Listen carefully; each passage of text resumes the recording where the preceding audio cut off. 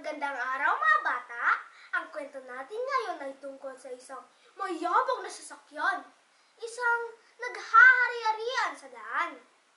Ang pamagat ng ating kwento ay Ang Barumbadong Bus. Sinulat ni Rene O. Villanueva at iginuhit ni Joan Bereber Gando. Inilimbag ng Adarna House. Simulan natin. Ako ang hari ng kalsada, sabi niya. Takot ang lahat ng jeep at kotse sa kanya. Sa daan, ako ang tunay na bida. Walang kinatatakutan si Cass. Hindi siya takot sa jeep at sa kotse. Hindi rin siya takot sa taxi. Kahit sa pulis at sa pasahero, hindi rin takot si Cass. Ang bilis-bilis ng takbo ni Cass. Kaya takot na takot ang mga pasahero. Para! Para! Sabi nila. Pero humihinto lang si Cass kung saan at kailan niya gusto. Pagbaba ng mga pasahero, nervyos na nervyos sila. Dahan-dahan lang ang takbo. Sabi nila kay Cass, hindi sila pinansin ng barumbado. Kahit pulis ay walang magawa. Ayan na! Ayan na si Kaskasero!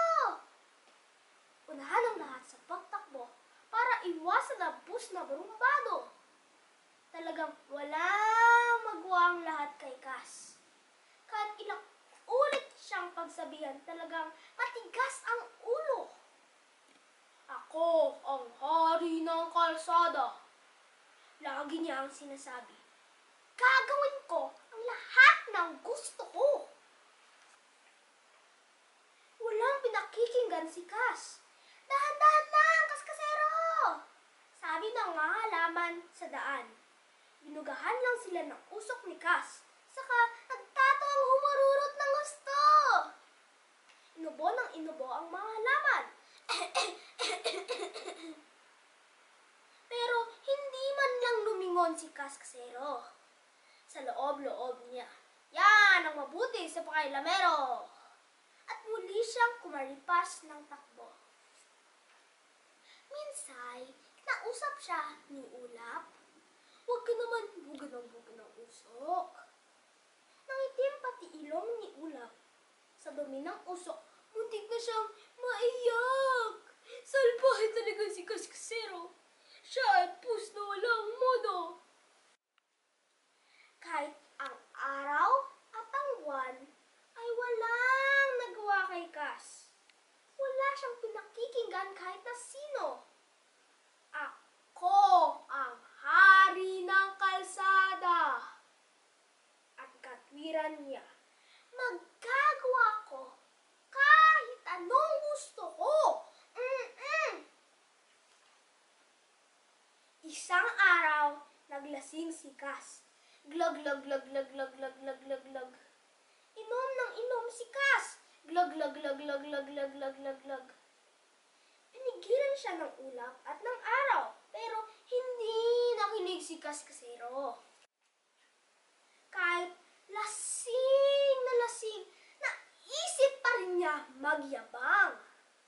Kahit paekis-ekis ang mga gulong, pumaspas pa rin siya sa gitna ng daan. Ako ang hari ng kalsada, sabi niya. Saka bumisina ng bumisina.